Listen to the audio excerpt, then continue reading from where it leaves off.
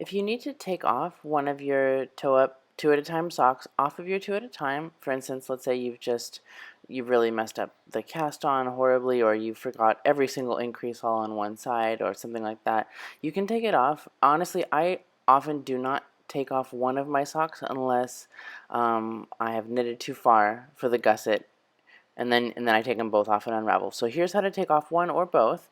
What you need is a long circular needle, and you need it in a smaller size than what is currently on your socks. If you don't have a long circular needle, you can use a tapestry needle. Just pretend that this is the tapestry needle and you've threaded the yarn through. So what you're going to do is move the stitches off of one of these socks onto the small circular needle so that you can get them out of the way, and unravel the other sock, or fix the other sock, whatever you want to do that this one sock is getting in your way. So just move the stitches over from past the stitches from tip to tip from one needle off. So we've got half of that sock on the new needle. And there's the other one, just waiting to be knitted on. So what you're then going to do is take the other, oops, no, having a little bit of trouble with the cable here. Okay, I'm sure that we can do this.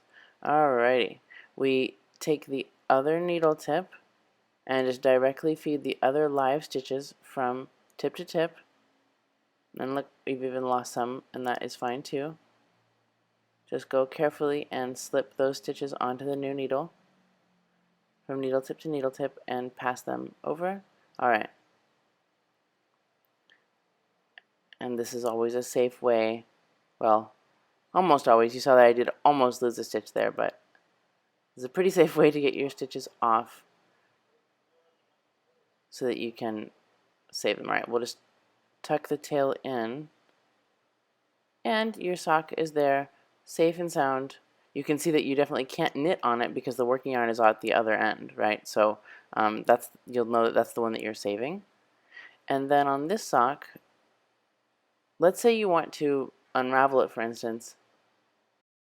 What you want to do is just push the stitches up to the needle tips. You can tuck the tail inside and just pull them off the needle tips like that. And now you can unravel however many rounds you need to do. Just keep the tail inside if you want. And just pull the working yarn and undo as many rounds as you need to until you have either taken out as many rounds as you want, or you've taken out the mistakes that you want. Like I said, this is, usually do this only in an emergency, because normally you can drop the stitch down and fix it. Even if it's several stitches, you don't usually have to unravel your knitting unless it's really an emergency. Alright, so let's say you've unraveled 2 rounds and you want to put it back on the needles to get knitting. Take your needle tips and we're gonna feed them the opposite direction now, so that the needle tips end up where the working yarn is. That's the most important part. So, and I've got a little extra loop. Looks like it's because I was starting the make ones.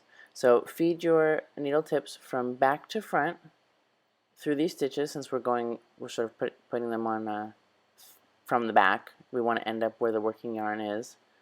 So they go from back to front out through the stitches, so that the front leg is so that the right leg is in front. And we'll take a look. Alright, so we count the stitches, make sure we have the right number. That's very important, and you'll want to make sure that you count your stitches before. And we'll just pick up this loop here.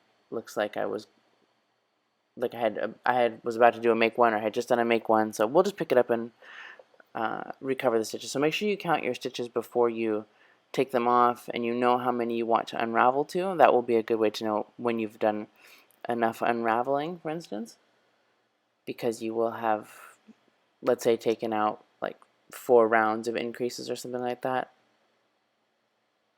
So just going really carefully, because these stitches did get pulled a little bit, but just go from back to front. And if it looks funky, we can just fix it later. Get that last stitch, and then we'll just count the stitches and see what's going on here. So we'll get back to ready position first, get the stitches comfortably back. We have, let's see, 5, 10, 13 stitches on here. So, oh, sorry, you couldn't really see it that well. There we go. So pull the back needle out, and let's start to knit this first round, and we can just get things straightened out here. So I'm looking at these first stitches here, and I'm so sorry that that's a little bit blurry. I see that that's the telltale sign of a make one, so that's the round I did the make one. This is a plain round right there. Therefore, it's time, if I'm going to knit across this row, it's time to do a make one. So we're just going to pick up, start over. We'll knit the first stitch, and we'll pick up that ladder of yarn, and you can see how to do the make one. Even if you have really blunt needles, you just hold on to the yarn and hold on to your stitches, and you can make it happen.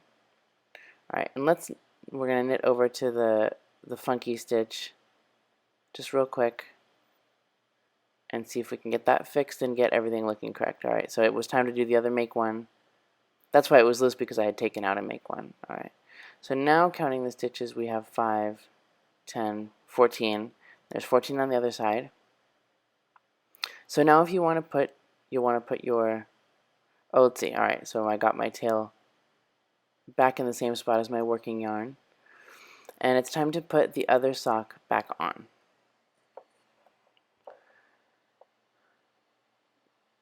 Now, the working yarn is over on that end. We want the working yarn to be on the same end as these needles. There it is over there. So we're going to feed them on the same way we took them off, tip to tip, so that the working yarn ends up in ready position where we can knit with it.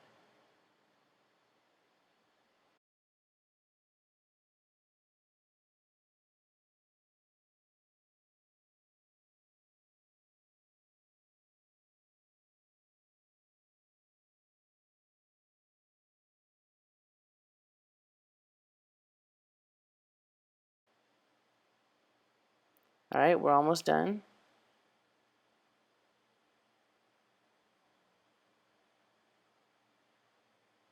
Now feeding the remaining stitches onto the other needle half. So you can see that this is actually not as complicated as you would think, right? When you take it off onto another needle, it makes things a lot simpler. And if you're going to unravel them both, if you take them off and unravel them both, just make sure that the working yarn, so we're done with that now, make sure that the working yarn really ends up where you want it, where the needle tips are going to be, and that both working yarns are in the same, let's just kind of push the needle into that cable there, that both working yarns are on the right, on the back needle, so that you're in the same spot on both. Now you can see we unraveled one of them, but that's how to switch needles and unravel your knitting on Toe Up 2 at a Time socks.